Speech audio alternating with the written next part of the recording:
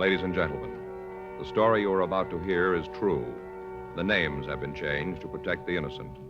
Dragnet is brought to you by Chesterfield, made by Liggett & Myers, first major tobacco company to give you a complete line of quality cigarettes.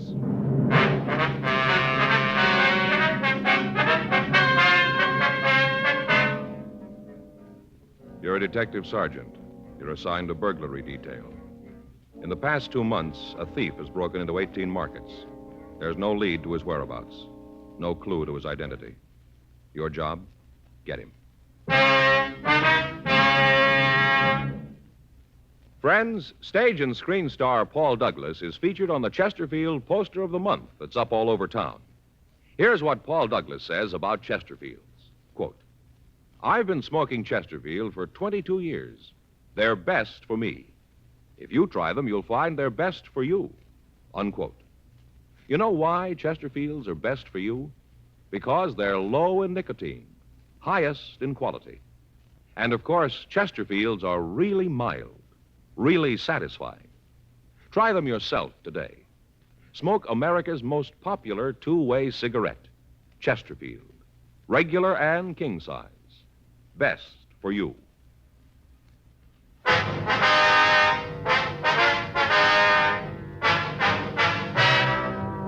Dragnet, the documented drama of an actual crime. For the next 30 minutes, in cooperation with the Los Angeles Police Department, you will travel step by step on the side of the law through an actual case transcribed from official police files. From beginning to end, from crime to punishment, Dragnet is the story of your police force in action.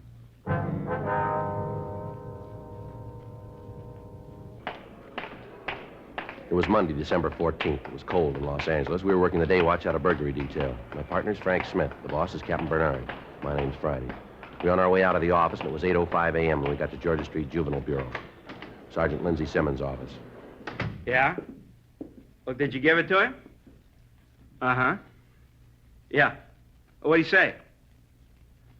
Yeah. When'd he come back? Uh-huh. Well, did he have it for you? Yeah. Well, that'll teach you not to go that route anymore. All right, Patrick, tell the sergeant to call me when he gets back. Right. Oh, hi, Friday Smith. Oh, hi, Lindsay. Morning, Sergeant. Just talking to Gene Patrick over at Highland Park. You know him? Yeah, I met him a couple of times. Picked up a youngster a couple of days ago on suspicion of burglary, brought him into the office, and Patrick talked to him. Yeah. Well, he finally bought it that the kid didn't have anything to do with the theft, so he told him to go home. Uh-huh. Kid told Gene he didn't have the money to get home, so Gene gave him 20 cents. Kid swore he'd come in and pay it back. Did he? Yeah, he came in this morning, gave Patrick 2 dimes. Told him thanks for believing the story. Mm-hmm. Then Patrick got the kicker. Kid really did break into a house last night to get the money. Well, what's Patrick got to say about that? Says the kid's honest in a sort of way. He did pay him back. Where's the youngster now? Got him over Highland Park Juvenile. I better call Gene. Maybe I can give him a hand. I got a couple of streetcar tokens I won't be using. Might like to have them. Huh? Oh, hold it. If I was you, I don't think I'd bring it up to him for a couple of days. Well, what can I do for you two? Well, Lindsay, we've been working on a string of burglaries. You maybe got the word on them. I don't think so. What's the story? Bunch of store burglaries. Papers that tagged them, the milk bottle jobs. Oh, yeah. Seems Hartgrove was telling me something about him the other day. Where do we come in? Well, the way the jobs look, we've been thinking that maybe they belong in your department instead of ours. How you figure that? First off, the milk thing. What do you mean? Every job he's pulled, we found an empty milk bottle on the counter. Okay, what's that prove? Well, milk and kids go together. Sure, so do milk and ulcers. Maybe a thief's got the bull horrors when he gets into the store. No, Lindsay, there's another thing. The way he prowls the places. All he takes is petty cash. Just a couple of bucks outside. Candy, cigarettes, nothing big. Some of the places he's gone into, you could open the safe with a pocket knife, and he hasn't even made a move toward him. Maybe he's a kleptomaniac. Got a lot of them on the books. Maybe that's the way he gets his kicks. Oh, it's a nice try, Lindsay. If you know anybody that can climb through a 14 by 10-inch hole, you trot him up and we'll talk to him. Okay, I haven't got the names on my desk, but you take a trip to Santa Anita, you'll meet a lot of them. Jockeys. You guys know we'll go along with you on this thing, anything we can do, but until we're sure that there's a juvenile involved, there's nothing we can do. Anything turns up, we'll be sure to turn it over to you. Now, look, we're not trying to palm this thing off on you, Lindsay. We've had the stats office make so many runs on small adults that the cards are wearing out. It just seems that none of the leads we've been chasing come out anywhere. We figured that maybe you could come up with some answers for us. Well, it's a new one on me, Joe, this milk bet. I've heard of a couple of thieves that went for it, but I can't name you a juvenile offhand. I'll pass the word around the day watch, see what they can come up with. I'll leave a note for Hartgrove. He can pass it on the night watch. Well, appreciate anything you can do. No trouble. Been running you ragged on this, huh? It's pretty rough. It's just that we can't seem to be able to come up with anything that adds. Yeah. Oh, excuse me. Yeah.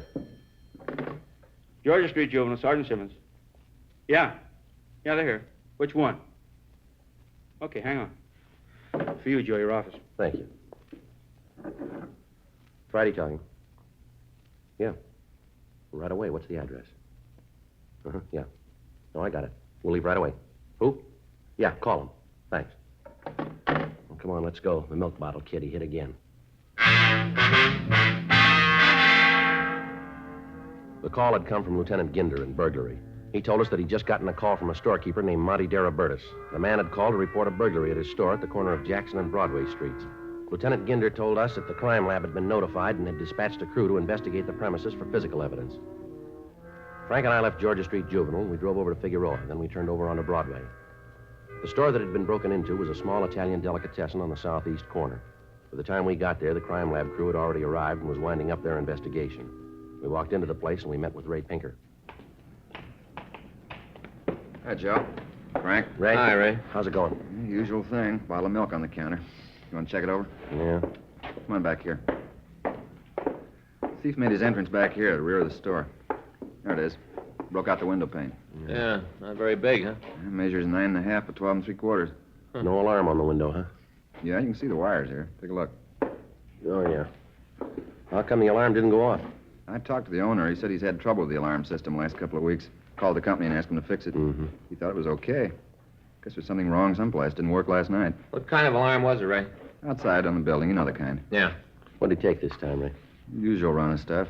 According to the owner, there are about 4 cartons of cigarettes missing, several boxes of candy. Can't be absolutely sure. Says he's got to check his stock. Be better if you talk to him on that. Yeah, we will. We'll catch him later. Want to wait a minute? I'll check and see how the boys are doing on the prints. Have them check the counter and the milk bottle. Fine, thanks, Ray. Be right back. Right. Well, I wonder when we're going to blow the whistle on this guy. I don't know. Can't do it fast enough for me. Well, I'm with you. Hey, Joe. Look at this. You know, I'd like to get a couple of those before we leave. What are you talking about? Salami, Joe. Those right there. The hard Italian kind. See, right there? Yeah. I remember last summer I was up in San Francisco. Yeah, I remember. Went up there to pick up a prisoner. Remember you were collecting days off? Yeah, I recall. I had 100 of them coming. Yeah. Pretty funny. Anyway, I met Dan Shelley up there. You mean the Irish tenor? Yeah, he and I went down to Cookie's bar for lunch. Cookie had some of this salami. Sliced it like paper. You could almost read through it. Oh, that's the way it's supposed to be. I know, Joe. Anyway, Cookie sliced up a bunch of it, served it with cold cracked crab. Boy, I never tasted anything so good in my life. Don't you ever read the newspaper through sliced salami? Yeah? No, I never have. Have you? All the time. Just the funnies. Well, anyway, Faye's tried to find them for me. Salami like this. Brought home all kind of things, but she's never found the right kind. You know, they'd be hard enough to pound tacks with them. She got them home. Boy, never forget old Cookie and that spread. Well, if you can get your mind off food for a minute, and I know that'll be tough, let's get on with this thing, shall we? Yeah. Sure got to buy some of these before we leave. Just like Cookie had. Yeah. Just finished with the powder, Joe. Yeah. Nothing. Whoever it was drank the milk. He took the bottle out of the refrigeration compartment. Bottle sweated, and there isn't a print on it we can lift. Oh, that's too bad. None of them any place, huh? No, we've gone over the place from top to bottom. If they're there, we can't find them. Well, that's not much help, is it? Came up with one thing. Maybe you can make something out of it. What's that? Outside the window in the back parking lot. Came up with an open package of cigarettes. Don't know if it belonged to the thief. Anything on it? No. Fog last night ruined any prints that were on it. Boys have got it if you want it. Yeah. Well, we'll take a look at it. Looks like everything's against us, huh? Another blank. Don't envy you guys trying to break this one. Most of the time there's a leak someplace. Somewhere along the line, the guy's going to make a mistake and not cover something. Yeah, we've been saying that for weeks. This is either the smartest thief I've ever seen or the luckiest. What's this make for him? Number 19. A lot of chances to take for nothing. He's not getting anything out of the jobs. Maybe he isn't, but we are. What? Headaches.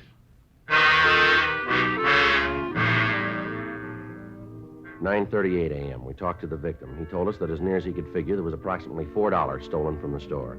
He went on to say that he'd ascertained that 5 cartons of cigarettes and several boxes of candy bars were taken. He was unable to tell us if any other merchandise was taken until he'd made a complete inventory.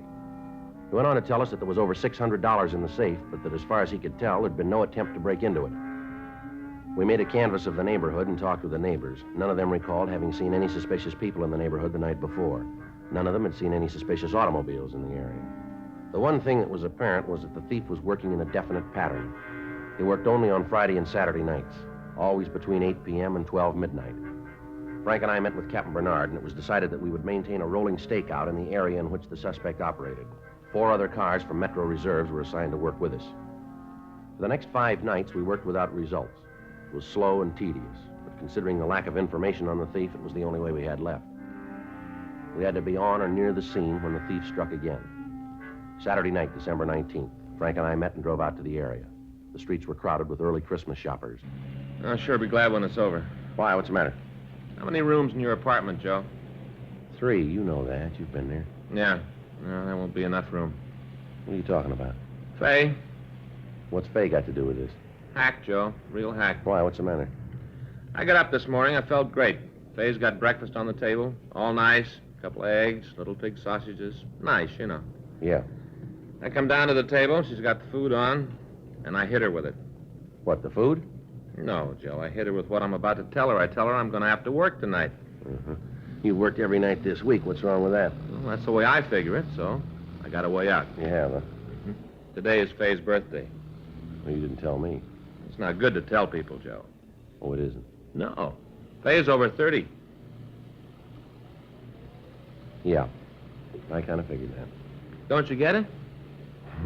I'm sorry, pal. You left me a couple of blocks back on this one. Look, I may never catch up. Faye's over 30, Joe. She's getting to the point where she's taken off years, see? How can you give a person a last birthday present? Yeah. I tell you about it, you're going to give her a present. Only now instead of 30, she's 29. You understand? Well, to be perfectly honest with you, no. But as long as you do, it's perfectly all right with me. Yeah. What about this morning? Well, I told her I was going to have to go to work. I got this present for her.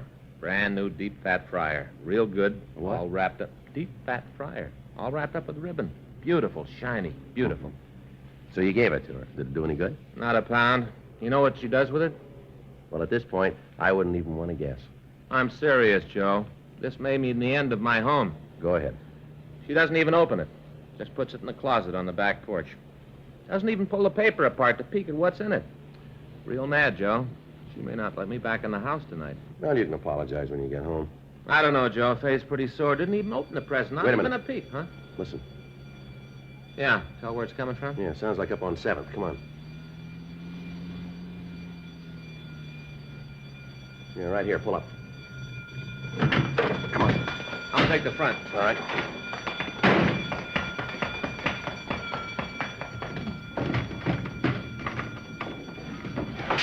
Hey, hold it up there. Police officer, stop or I'll shoot. Frank, he's coming around your way. Okay. Take it easy. Go ahead and shoot. Come on and kill me. Go ahead and shoot me. It doesn't matter anymore. Go Everything on. all right? Yeah. Just a kid, Joe. Yeah, see. What are you doing in the store, son? What do you think I'm doing? He asked you a question, son. Pretty stupid. What do you think I was doing? How many stores you broken into, son? Figure it out for yourself. Look, what do you got a chip on your shoulder You're for? big guys. Don't give me a lot of conversation. Do what you want to do. All right, boy, you called it. Come on.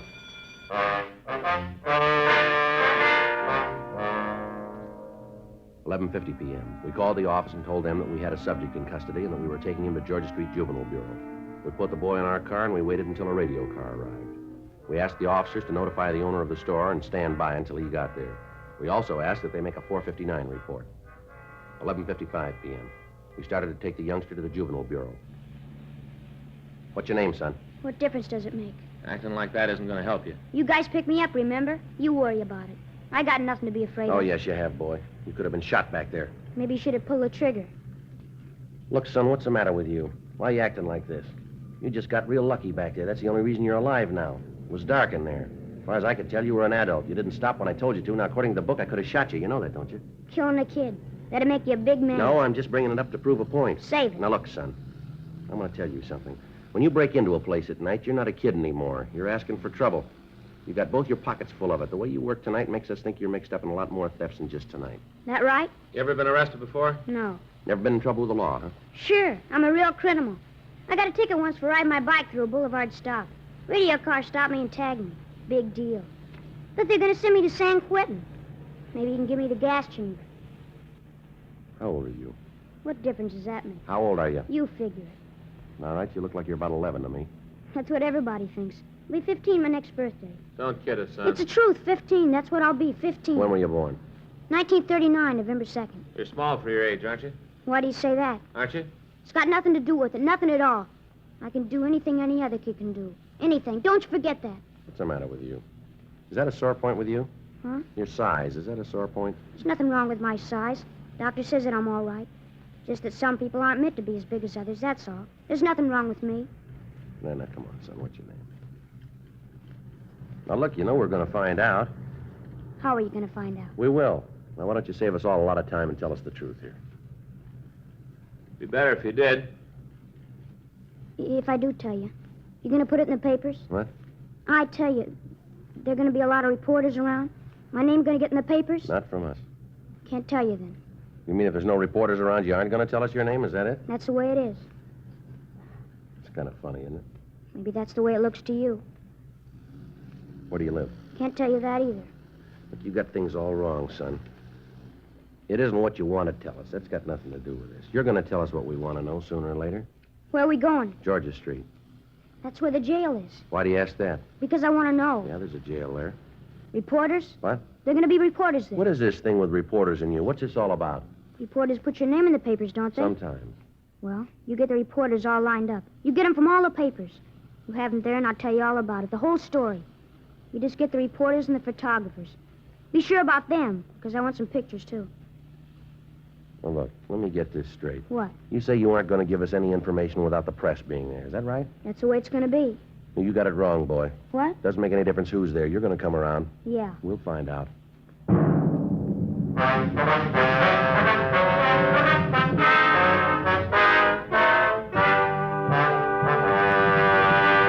You are listening to Dragnet, the authentic story of your police force in action.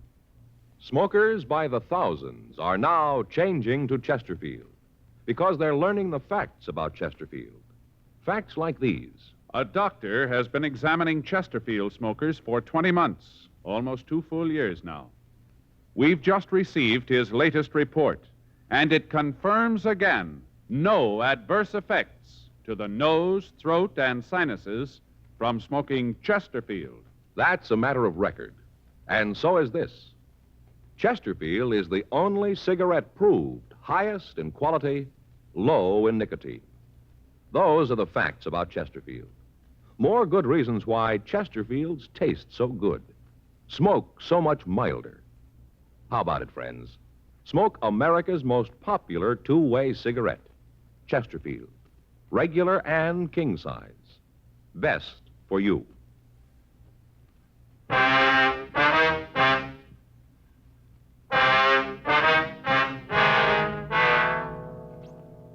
"12:10 a.m. We got to Georgia Street Juvenile Bureau. Frank pulled the car into the side alley, and we took the subject out of the back seat. Up this way, son.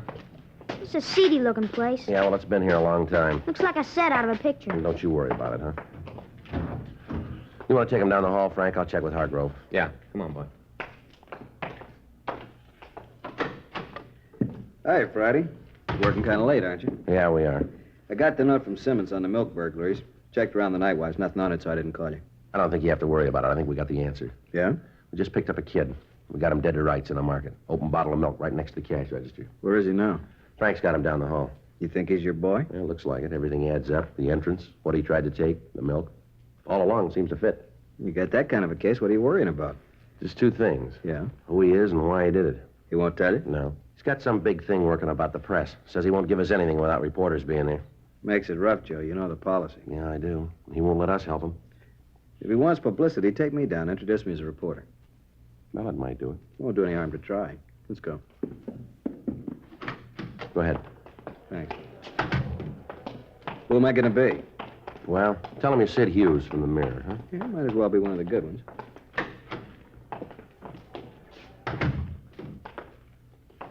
Son, you wanted to talk to somebody from the papers. It's against the policy, but we swung it for you. This is Sid Hughes from the Mirror. Hi. You the fellow that held that guy on the phone in Baltimore? Yeah. Great. I read all about it. You gonna write me up like that? I hope not, son. There were 2 men killed in that operation. I read all the stories. Everybody did. That's how I mean for you to write me up, with a picture. What makes you think you got it coming?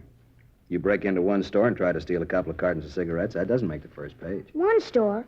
I got into 19 of them. 19 before they caught me. That's important, isn't it? That's a story. I don't know. Might be. A couple of things we better get straightened out here. First off, what's your name? Better get your notebook out. Be able to take all this down. Don't worry about it, son. You just answer the questions. I'll get it. Yeah. Okay. My name's Elroy Graham. That's Elroygraham. Yeah. How old are you? I told you once, almost 15. You said you'd broken into 19 stores. Is that right? Yeah, 19. Might have made it more, but something went wrong tonight. Had trouble with the burglar alarm. Thought I'd turned it off. Bad mistake. He's still working if it wasn't for that. Guess it only takes one, though, huh, Mr. Hughes? Yeah, I guess so. You want to tell us why you did it? What? You had to have a reason for committing these robberies. You want to tell us what it was? Sure. Good reason. Real good. All right, tell us. Well, you see, I always had trouble at school. Never seemed to quite make it. All the guys liked me. They all did. All the girls do, too. Got girls calling me almost every night asking me to take them to dances, stuff like that. I don't go much for stuff like that. You can understand, can't you, Mr. Hughes? Go ahead, Elroy. Well, they wanted me for all the teams, football, basketball. All the time asking me to play. But I figure if you want to get ahead in the world, you gotta have an aim. Someplace where you want to get. Figure out that. Work for it and you're gonna get there. Don't you find that true, Mr. Hughes? Go ahead. That's the way it was with me. All the time turning down offers to be on some team. Telling some girl that I couldn't take her to a dance. Just didn't have the time. Somehow I just couldn't make it. You can understand it. You've been around, you know all the successful kind of people. You write something and a lot of people read it. You know what I mean. Don't you? Well, what's the matter? Something wrong? I'm trying to tell you what happened. I'm giving it to you straight. What's the matter? Now you want to tell us the truth, Elroy. What? I don't know why you're trying to sell us this line, boy. It isn't necessary. I don't know why you did what you did, but I do know you had a reason for it. Now, that's all we want to know, just the reason. You don't believe me? Afraid not. How about you, No, son, I don't. Mr. Hughes? No. Can't even lie right. Can't even tell a lie good. All my life I've been trying to be like other kids. All the time getting beat up, getting left out of things. You know why? Do you know? Go ahead, son. Big reason. Biggest reason in the world. 'Cause I'm almost 15 years old. I'm 4 feet 7 inches tall. 4 feet 7. Weight 97 pounds. That ain't very big, not big enough. All the time, other kids shoving you around. All the time you're the joke. Gets to the time when you figure it's easy to laugh, too. Because if you don't, some kid's gonna beat you up. Gets to the point where you don't care anymore. I used to clip out those coupons and send them in. Get the books back on how to build myself up. Worked at it. Didn't do nothing for me. I was still 4 feet 7 and weighed 97 pounds. All the stuff I took didn't do no good. Still came out 4 feet 7, 97 pounds. All right, son. You want to tell us about the burglaries? I did it to be big, that's why. I had the things other people wanted, cigarettes, candy, the other things kids wanted. I had all that stuff that the other kids wanted. Made me important. Don't you see that? You gotta understand it, Mr. Hughes. That's why I wanted my picture in the paper. That's why I wanted the story. So the kids would know that I'd done something big. So they know. All right, son. It's going to be all right here. No, it isn't. Like everything else I tried to do, I loused it up. I didn't mean to steal, but it was the only thing to do. The only way I had. Now, wasn't there some other? No, there wasn't. All the time the other kids laughing. All the time talking. I just couldn't stand it anymore. I just couldn't. Here you go. Thanks. You can understand it, can't you? It makes sense. What's that, son? Wasn't so much the kids saying I was little. Yeah. But I didn't want them to think I was small.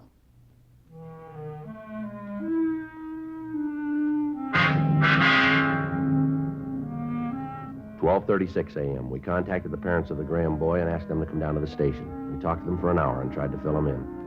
In view of the fact that the parents of the subject were responsible persons, the boy was booked for violation of Section 459 PC, delinquent, and he was released to his parents pending his hearing in juvenile court. 5 days passed, and we heard nothing from the boy. On December 24th, Frank and I checked into the office. Friday? Yeah, Earl. Kid in the back wants to see you and Smith. Okay, thank you.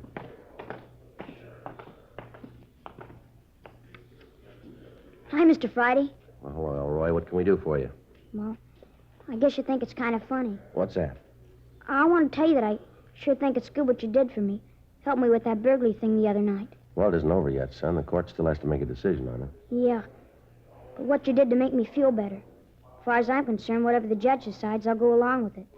I had a long talk with my folks. So we got it all talked out. All the way talked out. Well, that's good, son. We're glad of it, son. Maybe you guys won't like it. I mean, me knowing you such a short time and all. But I wanted to bring you these. Merry Christmas. Well, that's awful nice of you, Elroy, but it isn't necessary. I want to give them to you anyway. For what you did for me. Well, that's mighty nice of you, Elroy. Sure appreciate it. A couple of packages of cigarettes. Hope they're the kind you smoke. Yeah, son, they'll be fine. Thanks, son. Well, see you guys around, huh? Yeah, sure, son. Just one more thing, Sergeant. Yeah, son? Just thought you'd like to know. Yeah, what's that? I didn't steal those.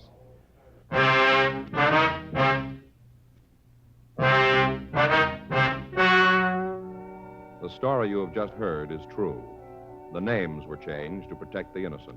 On the 21st of December, a petition was filed in juvenile court on behalf of the subject. On January 26th, trial was held in Department 52 of Juvenile Court, State of California, in and for the County of Los Angeles. In a moment, the results of that trial. Now, here is our star, Jack Webb. Thank you, George Fenneman.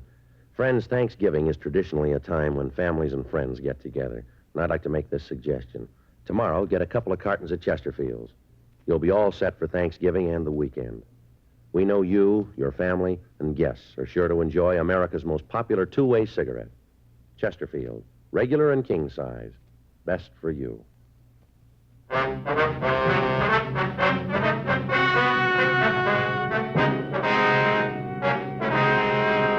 Elroy Merton Graham appeared before the juvenile court where he admitted the alleged burglaries. At this time, under the counsel of the judge of the juvenile court, the subject was placed under the care of the probation department for a period of 3 years, with the provision that his parents take him to a competent psychiatrist. Ladies and gentlemen, don't forget your letter carrier when he makes a special trip to call on you for muscular dystrophy. Reach in your pocket. Give for muscular dystrophy.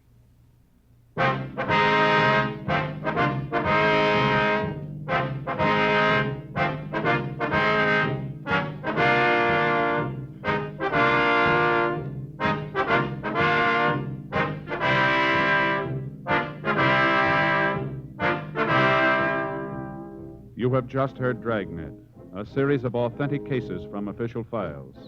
Technical advice comes from the Office of Chief of Police W.H. Parker, Los Angeles Police Department.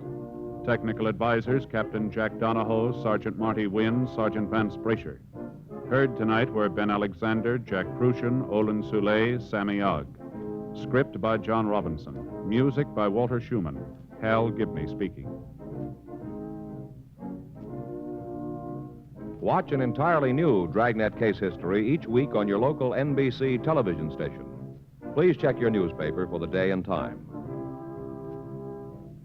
Chesterfield has brought you Dragnet, transcribed from Los Angeles.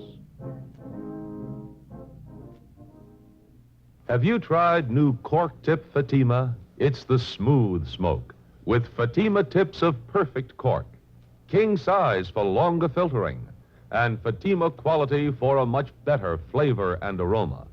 Fatima is made and guaranteed by Liggett & Myers Tobacco Company. Try Fatima today.